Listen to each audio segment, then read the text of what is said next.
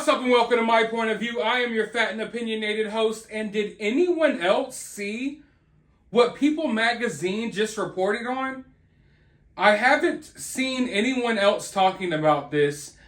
I would take this information with a grain of salt, but People Magazine is reporting that Bryan Kohberger repeatedly, over and over again, messaged one of the Idaho 4 victims on Instagram. Now, like I said, I haven't seen anyone else reporting on this. I haven't seen anyone talking about this. I'm not so sure how reliable People Magazine is. If they're lying about this, they should be held accountable.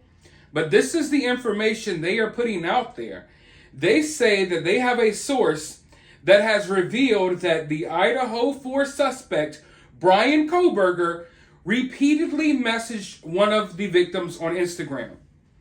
If this is fake, then like I said, People Magazine needs to be held accountable. But if this is real, this changes a whole lot. There's been so many different stories out there. It's hard to get down to the bottom of what is going on. We know that at first, Kaylee Gonzalez's father said something along the lines of there may have been some type of ties and they were going to look into it. But then their lawyer came out and said that Kohberger was not known by any of the Idaho 4. I made the point that just because the Idaho 4 or any of them, just because they did not know Bryan, that doesn't mean that Bryan doesn't know them. I've said it before, I'll say it again. Often in our day-to-day lives, sometimes we have little run-ins and communications with people that are meaningless to us, but can mean everything to them. So one of these 4 victims could have ran into Bryan Kohberger, talked to Bryan Kohberger really quickly, and it might have meant nothing to them, but that interaction may have been the whole world to Bryan Kohberger. Maybe he obsessed over that little interaction. But if this is true, then allegedly Bryan Kohberger was repeatedly messaging one of them on Instagram, although they do not reveal which one of them it is. But let's go ahead and dive into this article. 2 weeks before the slayings of 4 University of Idaho students last November, the man now accused of unaliving them sent a series of messages to one of the victims on Instagram. An investigator familiar with the case tells People. In late October, an account that authorities believe belonged to Bryan Kohberger sent a greeting to one of the female victims, the source says. When he did not get a reply, he sent several more messages to her. He slid into one of the girl's DMs several times, but she did not respond, the source says. Basically, it was just him saying, "Hey, how are you?" But he did it again and again and again. He was really persistent. So, I mean, it's not like they're giving us a bunch of information here. But I don't know.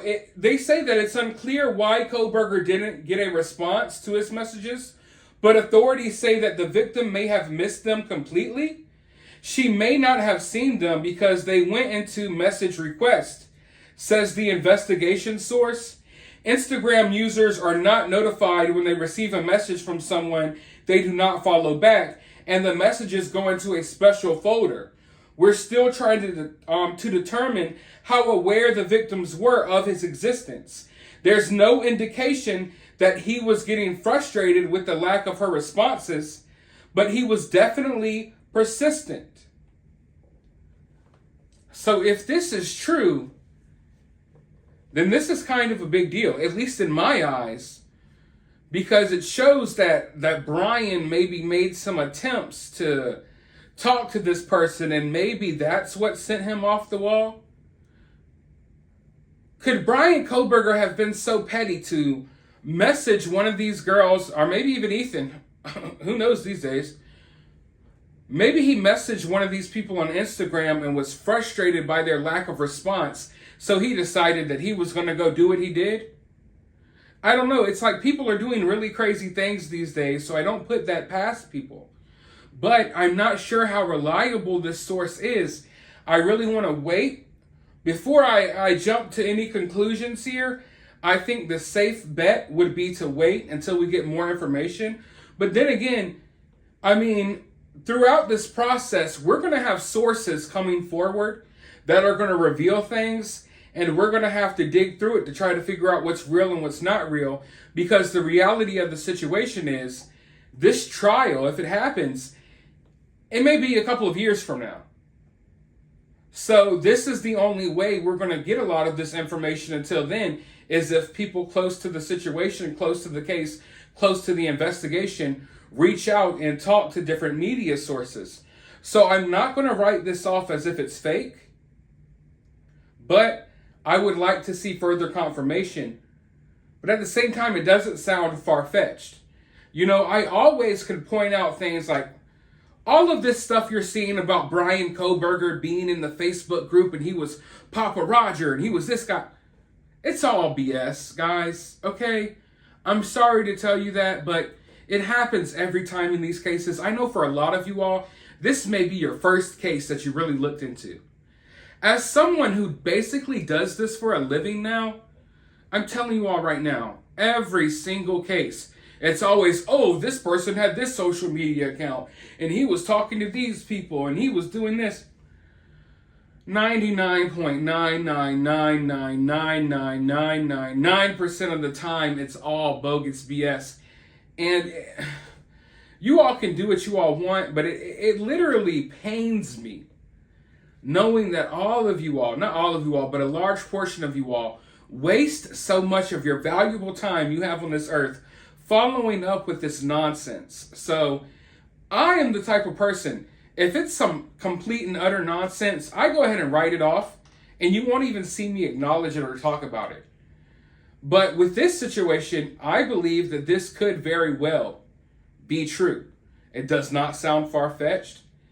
I mean, I believe that Bryan had to know of these people somehow. Why did he pick these people? Why did he pick this house? I'm not saying they were best friends and they were acquaintances. Maybe they did not know each other, but I think Bryan knew of them somehow. So Bryan probably would cruise on their Instagram, their TikToks, watch their videos. Maybe Bryan formed an obsession with one of them from social media. I think that's a big possibility. That happens these days. It's 2023. People do not have to stalk you anymore. You are sharing your every single move, your every step online. And I mean, not a lot of you all, but the younger generations, we know what they're doing all day long. It's like wherever you're eating, wherever you're going, whoever you're hanging out with, whatever you're doing. Here's this video, here's this picture, here's this. And it's like nowadays, stalkers don't have to stalk you in person. They can stalk you online because you're basically sharing every detail about your life online these days. So yeah, I do think that some people maybe form unhealthy obsessions with people just from being online, watching them constantly. So crazy situation. Is it true? I guess we'll have to wait and see. What do you all think? Do you think this is real? Do you think it's fake? Let me know down in the comments below. While you're down there, hit the thumbs up button, hit the subscribe button, ring that notification bell, and I'll talk to you all in the next video.